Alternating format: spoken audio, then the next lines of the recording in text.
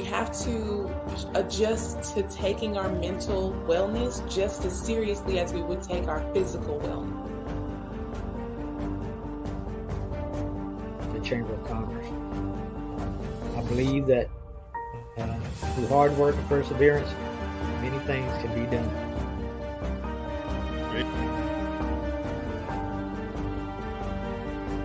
You know, I'm getting to a point where I want to see the young people take the mantle, take the light, take the torch, whatever they got to take, and run with it. 16, 19 on down to today, we need to know history. And we need to teach it. We need to show the students and teach them about what happened in this country. You know, we can't sweep this under the rug. We are here working together, and as Dr. King says, we're all in this boat together. We're doing great things, but we still have a far piece to go.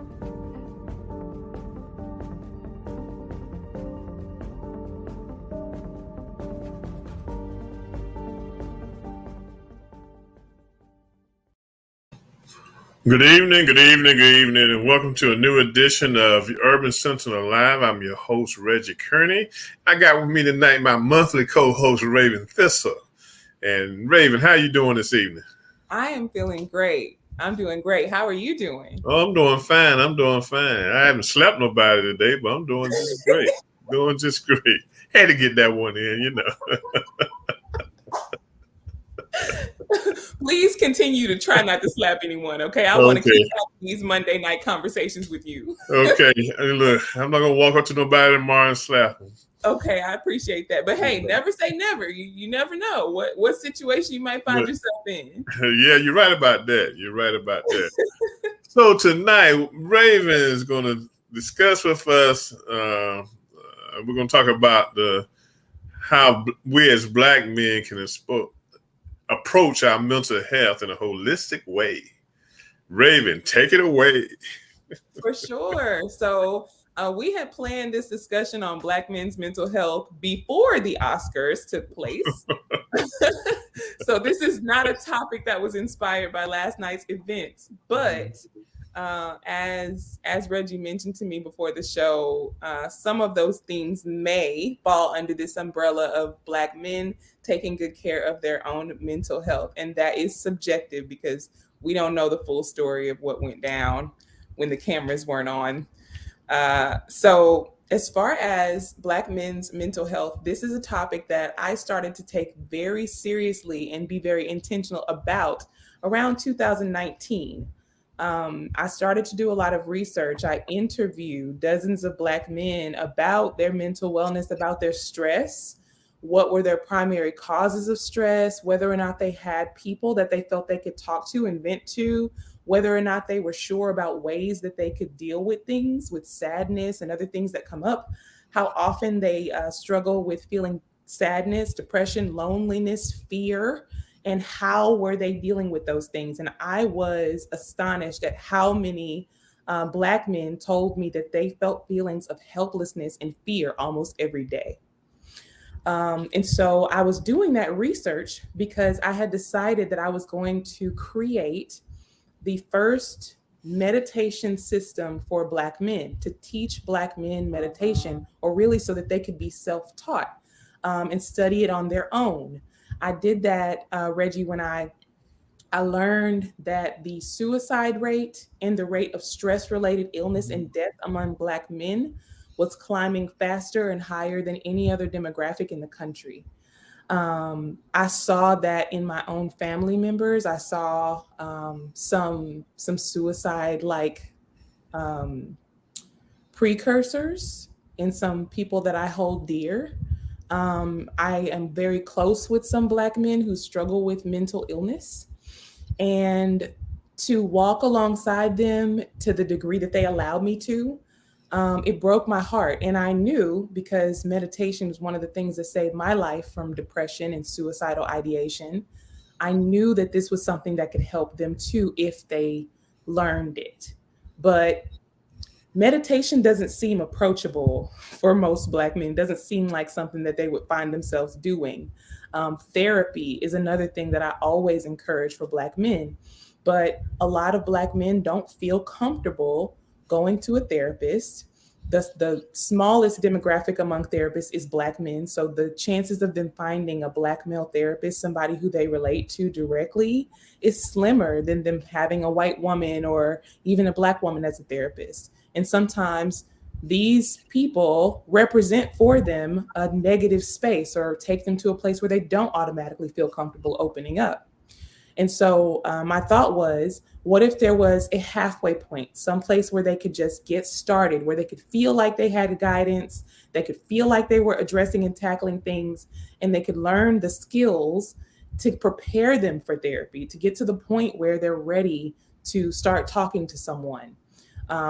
If they could have something that they could do in the comfort of their own homes. And so I said, okay, let me create a meditation system, but how do I make sure that this is actually going to be helpful and useful to Black men? That's when I started making some phone calls. And I'm grateful that so many men were willing to open up to me and talk to me and answer my questions and give me the resources that I needed for my research to develop what is now called the King Vibes system. It's available through my company, Crown and Calm Co. It is the first and only meditation and mindfulness system designed specifically for Black men. It consists of 10 audio tracks and 1 ebook that I wrote. The book is a guide that teaches them a very easy read, very quickly, how to meditate. What is meditation? Is meditation going to interfere with my faith and spirituality? Is it hard? Is it going to take me a long time to learn it?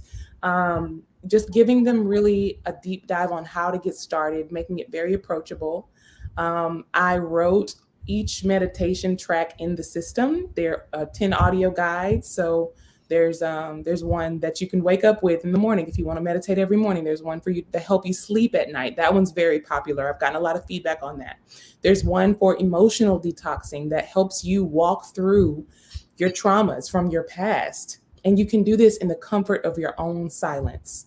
As you go throughout the system from track 1 to track 10, they gradually get a little longer. So you're going from setting aside 10 minutes for yourself to setting aside over 50 minutes for yourself. It's training Black men who normally a lot of men who are considered good men, they devote all of their time to other people. And when they do have time, when they're not working, when they're not trying to take care of the people in their lives, they're often choosing to veg out. I think we've talked about this on a previous show. They're vegging out watching the sports, or they're doing something that doesn't necessarily bring healing.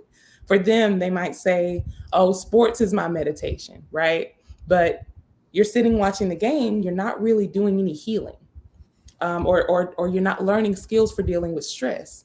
And so there's a track about stress management. There's one that's short enough for you to listen to on your 15-minute break at work. I've gotten good feedback on that one as well.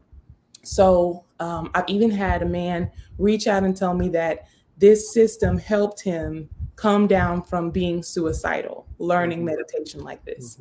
Another one, a truck driver, told me that he was having a panic attack on his way home because his son was going to the hospital, and he remembered one of the breathing exercises from the system and did it on the drive, and was, brought out of that anxiety attack. So It's a very effective system. In addition to increasing the time, each track has a frequency that's playing in the background. These frequencies are scientifically proven to attune to different parts of your body and bring healing, or different parts of your psyche. So it's carefully crafted. I'm working on the women's system now for Black women. And then next, I will begin developing the system for children, not just specifically Black children, but for all children, because this is something that I believe can be healing for our future as a whole. Good. But that's good. I mean, I really, applaud you for developing a system to help us Black men get ourselves together on the mental side. And, one of the things I was thinking while you were saying all that we have our group of buddies or friends, close male friends that we have, that we should be able to talk to, but none of us are trained in how to talk to each other and provide any, meaningful therapy to one another. And I think that's the one thing we're missing as Black men is how to console and talk to other Black men. Like I think I told you before when we first started this series, when my father passed away, it'd be almost 30 years in December, I didn't have nobody to talk to. That's why I ended up going to a doctor and doing talk therapy. Because I couldn't go to my friends, I couldn't go to my pastor. We're just not, as Black men, we're just not trained to do that kind of stuff. For you all as Black women, y'all can get on the phone and console each other and say sister this, sister that, and y'all know how to get it done. But Black men, we just don't know how to get it done. So that's probably why you get the statement, "Oh, I'm going home and watch a basketball game and now a football game. That's my therapy." Mm-hmm. Yes, you're absolutely right. And what that does is it teaches more avoidance. So really, you're not dealing with an issue. You're escaping into video games and you're avoiding the real issue. You're training, you're reinforcing that. How do we train ourselves to open up? We do it by practice. It's uncomfortable. It's going to be uncomfortable even after you become very seasoned at doing it. I get uncomfortable opening up and expressing myself and being vulnerable a lot of the time. It's a disconcerting thing because you're putting your most vulnerable places on display. So your brain says, no, don't do that. And your heart's filled with fear to do that. That's natural.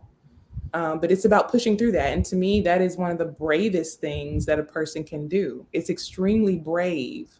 And I think framing it that way for men so they don't feel like, oh, I'm being weak if I open up this way. That's going to be important. Another thing with making those all male spaces safe for communication, it's going to be it's a learning thing. I had an interview recently on a panel discussion, and one of the panelists expressed that he really regretted how he handled a friend of his way back long ago who was trying to open up about his mental health concerns. He told him basically to get over it. And now that he is more seasoned and mature, now that he understands things, he still regrets that all these years later. And so we got to start young. Men need to see other men opening up. I got to laugh because we don't do that. Yeah. We just don't do that. We macho, okay? That's a sign for us, for some of us, that's a sign of weakness, to open up to another man about your feelings and stuff, we have this mentality of if we're trying to talk to another man or another man sees us talking to them about their feelings, true feelings, we might go to another space, we might move to another corner with the whole thought process, is this man coming on to me or what's going on? We just don't know how to do it. We don't. I'll sit here and I'll be the first to admit, I don't know. I don't. Now, is that a willful ignorance, or is it a byproduct of maleness? Is it that men by a certain age, are you choosing not to know, not to learn how? I think it's both. I have a desire to learn, but I wish, you've been there 30 years ago for me. Okay. The reason I went, to a psychologist and did talk therapy because it was recommended to me by my medical doctor who's African American, so he recommended it and it helped, because I was shutting down. I was just struggling. I was just I didn't want to even be around my own self, so, I was able to, to go through that and a little medication, that I ain't mind taking, just to get me grounded and stuff, but I think because black men have struggled so much over the years, I mean, probably since slavery, we just don't have that withal to go for it. You know, we just don't, and we need help in getting there. Yes. You know, we need help in getting there. And you seem to be open to that, you know? Oh, I mean, yeah, I am. Yeah. being able to say, this is something that I am struggling with, and I am open to having help with it. And a lot of times the help comes from a woman. A lot of times the help comes from a woman because the motivation is, I love this woman and I want her around. And so the burden of teaching you how to emote falls onto her. How much is she willing to do that? Like, how much of herself? Because in the process of men learning how to emote, the person that they're learning from gets hurt. It's inevitable. They become like the punching bag for you to learn on your journey, unless a man is proactive about learning before he gets in the relationship, or even as he's still in it. He's like, okay, I didn't handle that well. Let me find some other men who are doing this, you know? But it is a struggle. This is not going to be easy. Men are not taught from a young age that this is okay. More and more, I'm seeing parents, at least in my generation of parents, are teaching their sons it's okay to cry. Some of them are even, and this might sound controversial, some of them are even allowing their sons to play with dolls along with the daughters. Some people find that very controversial, but let me tell you what I think about it, and I want to hear about it. I believe that a lot of the reason why women are seen as natural nurturers, natural communicators, naturally responsible, they mature faster than men, right? Is because we're playing with dolls. It's not because we're naturally born to be this way. I think we're conditioned from being a little girl that when this thing is crying, we respond. We're responding to this person's needs, this little fake person. And not only that, but I'm preparing to meet this other person's needs. Boys are taught to play with inanimate objects. You're playing with hard things that don't have feelings, things you can throw, things you don't have to be responsive to.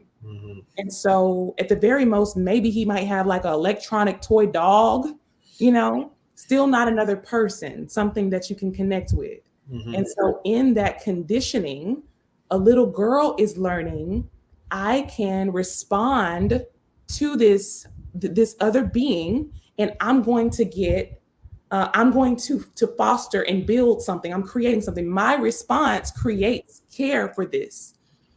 So by allowing a boy to enter that space, he's going to become a better father down the line, because when he hears the baby cry, he knows it's not her job.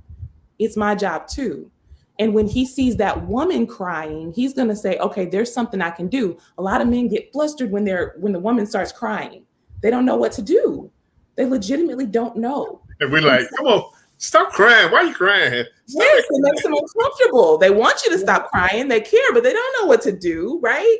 And then there's lack of kind of believing in yourself too. Like, I can do this, but is it going to help? It's not going to make a difference. Right. But the woman is trained by playing with dolls that when I do something, it's going to make a difference.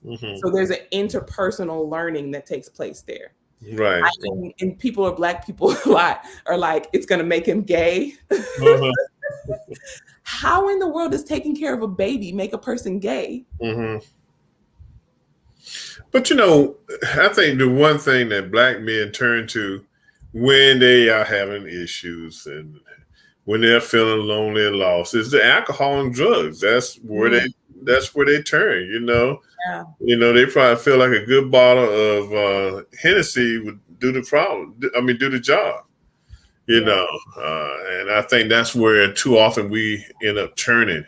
You know, we turn to drugs and we turn to other activities to take our minds off of what's really going on in the world, you know, and around us. And I think too, when it comes to the church, pastors, they need to, if they're going to call themselves counselors, they need to be certified, as counselors, and we can't always tell a person, well, go read the Bible, go pray about it, okay? Mm-hmm. And that's not going to help the situation, okay? Mm-hmm. You need to be able to counsel that person. If not, you need to have a Rolodex of names and numbers of people who can help the person. Mm-hmm. And I think too many times, men, like I said, men really don't have nowhere to turn. And if you try to turn to your pastor, you just, excuse the expression, he blankety blank out of luck, okay? Yeah. That's where you are, because all you're going to hear is go home and pray about it and read the Bible. Yeah. I've been told that in my low points. Uh-huh. But I know that as a woman, I also had friends I could call and vent to about that. Mm-hmm. A lot of men don't have support systems. Yeah. People are not taking men seriously. And that's why I believe the suicide rate among Black men was climbing so much, because Black men often feel isolated, even the ones that do have friends, because they cannot open up in those spaces. Right. The answer is, let's go get some drinks, man. Let's get high. Let's go find girls to sleep with, or he's watching porn and that's his escape, and really all it is, these are addictive behaviors. Addictive behaviors are rooted in a need for healing. This is a healing cry. So if you are a man watching this and you're finding yourself addicted to alcohol, or every time something goes wrong, you go to the bar or whatever, or maybe you're locked up in your room, you're taking a break watching this show from in between your porn episodes, or, you're sleeping around with women because you don't want to be alone. You can't bear to be alone with your thoughts. These addictive behaviors are an outer working of some wounds inside. And taking it seriously, taking your healing seriously, not just coping. These are all coping mechanisms. Coping is not healing. We all have coping mechanisms that we run to, that we naturally are inclined to go to. Circumventing those with healing is what Crown and Calm is all about. So in addition to the meditation system, I also have a workbook, a journal with prompts to guide you through your healing journey.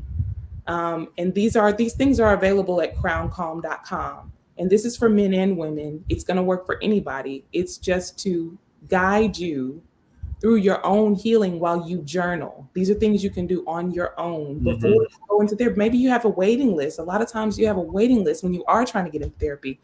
I had a therapist I called. They told me it was going to take 2.5 months before I could get a first appointment. So if you're in that situation, there are apps. BetterHelp is a great app where you can pretty much get a therapist right away. A sliding scale, it's affordable. If you don't have any money to put toward this, every single county, well, not every, I won't say every, but most counties in the US have free counseling services that you can find. I used free counseling service in Hampton Roads, Virginia. I found free counseling services for a friend in California, one in Houston, another one in Georgia. So there are counseling services that are at no cost or have a sliding scale. Sometimes your job or your insurance does provide these things for you. So please be proactive and look into it. Your healing heals the people around you, heals future generations, stops you from damaging other people on your journey. It allows you to thrive in life, and you can finally stop hurting all the time. We probably need later on down the road, we probably need to do a Zoom therapy session or a program that we can just have men register for and just be a part of it, because we need it. I mean, we are broken. Black men are broken. Okay, white men broken too, but Black men are really broken because we just been through so much crap. We are broke down to all get out. We have really struggled, and we just don't understand it. Because like I said, we have different ways to deal with our pain and everything. And when you're hanging out with the boys gonna suggest things that just don't help you, because when you wake up tomorrow morning, that pain's still gonna be there. Yeah. And that's what we got to figure out, how to get beyond that. You know, we really got to figure out how to get beyond that, because I mean, I don't know, but this is a great topic to discuss. You know, it takes more than the time that we have to discuss it, so it's going to be an ongoing process. But one thing I want to say to men tonight that are watching, please do take care of yourself. I mean, being healthy is not just about taking your vitamins and running and jogging, going to the gym. You got to take care of that mental health too. You know, you really got to take care of your mental health. And if you don't, you know, you're just dooming yourself. You know. And your emotions. Yeah. Emotions really matter. Mm-hmm. You know, a lot of people put more emphasis on your mind. Oh, you just need to think it through. Sometimes you feel it through. Mm-hmm. And so learning how to do that is a process. I love that idea about having a Zoom workshop for men. I would love to do that with you. Yeah. We you know, we really got to look into it, you know, get men to register for it and go for it, you know. Because it's only going to prepare us to be better husbands, better fathers, better grandfathers, and we're going to be able to help the next generation. You know, and I think that's what we got to do, because I tell you, the generation before me, my father and uncles and stuff, they didn't know. They didn't know. I mean, gosh. I grew up with an alcoholic father, alcoholic and abusive.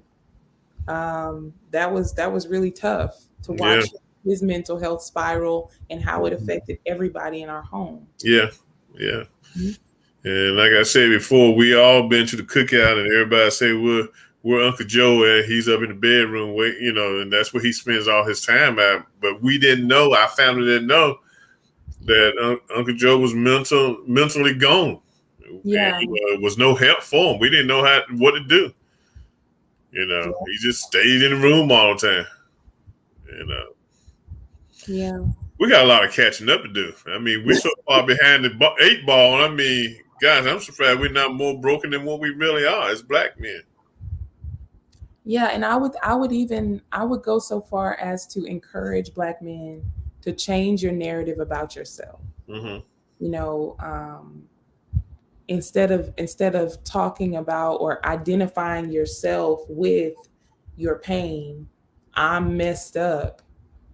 Let's change it to I'm healing that. I'm not quite healed in that yet. Mm-hmm. That way, your language is establishing you as being on a journey. It begins to open you up to the path of recovering.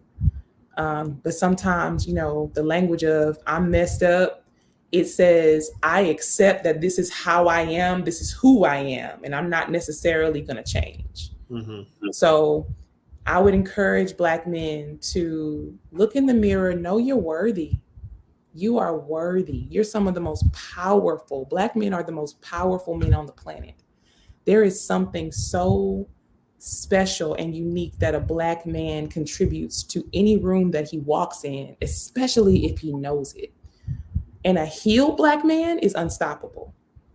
So you'll be a better husband, a better father, a better lover, better all of that, but you will be a better you. You'll be better at your job. You'll be better at going towards your dreams, at thinking, at sleeping at night, making day-to-day decisions will be easier, less anxiety, you know, no more depression, things like that. So just your being will be better when you heal. And these are some of the ways you can do it. Amen. Okay, we want to thank Ravin Thissel for that conversation she's given us tonight. And like I said, black men, just know that, you know, being physically sound is great, but you got to be mentally sound also. You know, so Ravin, tell the men and women also where they can get the products that you have to begin that journey of taking care of themselves mentally. Absolutely. You can visit crownedcalm.com, CALM.com. The name of my business is Crown Calm Co. I am also a holistic life coach. So if you are interested in holistic life coaching, you can also visit the same website, get in touch with me. You can join Ravin Thissel Live on Facebook and watch my show, Ravin Thissel Live, on YouTube. You can subscribe there. If you reach out, I don't counsel men one-on-one, but I am aligned with a male holistic life coach who coaches men, and he is phenomenal, and I will connect you with him as well in ritual life coaching. But if you're a woman interested in life coaching, I will work directly with you. If you're a man, I will point you in the right direction. Hey, she got it all for us. She got it broken down. She can get us some help, So, Raven, as always, it's a joy to sit down with you, and on the fourth Monday night of each month. And one of the things I've decided to do this year, and I think we've been doing this since October, is to have Raven come be a part of the show every fourth Monday, because of everything that's happened with us struggling through COVID, deaths of people dying from COVID, the number of suicides taking place in the Black community. Me personally, I think it's very important to take time out to discuss mental wellness, okay? And I'm not shying away from it. I think it's a good topic, so I hope people will pass this show on to other people, their friends and family, because we really need it. Now, for tomorrow night, for you all that enjoy the politics, come back and join Tony and myself tomorrow night, Bree Love, on Real World News TV. But we're going to discuss tomorrow night the treatment of a judge in Black America. And basically what we're looking at is how do we deal with continually being seen as second-class citizens here in this country. Here you got a judge that's we're trying to get confirmed as a next associate judge of the Supreme Court, who has more brains and knowledge than most of her colleagues her soon-to-be colleagues on the Supreme Court, but still is treated like a second-class citizen, and that's how we are. And then tomorrow night, also, we're going to have a special edition of Truth Brothers, okay? And these brothers out of Chicago, they hard-nosed, okay? They are hard-nosed, and I enjoy listening to them. But they're going to be discussing the slap heard around the world. And they're going to do a special edition after our show tomorrow night. We come on, Real World News is 8:30 to 9:30 Eastern Standard Time. And then the Truth Brothers are coming on at 9:30 to 10:30, talking about, they're coming on at 10 o'clock, talking about the slap heard around the world.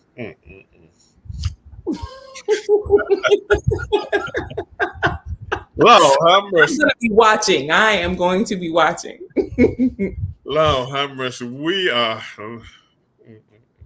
I got to watch. I'm going to see, kind of stay up late tonight and watch some of the talk shows tonight. Just see how they're going to approach that, okay? Lord, have mercy. The slap heard around the world. It's something, isn't it? It's got people talking for sure. Yeah. I mean, when he slapped me, you heard that thing pop. It sounded like a punch. Yeah. I'm telling you. Whew. I would have been, like I said, I'd still be at the theater, at the Dolby Theater, beating the crap out of Will Smith at this time. I'm just sorry. No. He was wrong. He was wrong. That was a conversation that he should have taken him to the side after the Oscars and say, look, man, I didn't appreciate what you said. Please don't do it no more, and laughed at that, and everything, And here go Tony. Me too. Raven, I'm going to need therapy. you need to call Tony up, start working with her and everything, So look, everyone, please remember what Raven said. She has a male counterpart that can take care of us. For the women, if you need one-on-one counseling, Raven will be glad to talk to you. Again, we'll be back again with this topic again in the fourth Monday of April. I'll be looking forward to doing it again because I think mental health, mental wellness is very important, and we need to face it and embrace it. Okay. So Ravin, thanks again for being the co-host tonight. I want to thank the audience for tuning in to Urban Sentinel Live tonight. Tell your friends to go back and encourage your friends to go back and watch it again on YouTube or either on Facebook. Take care. I'll see you all next Monday night. Peace. Be safe.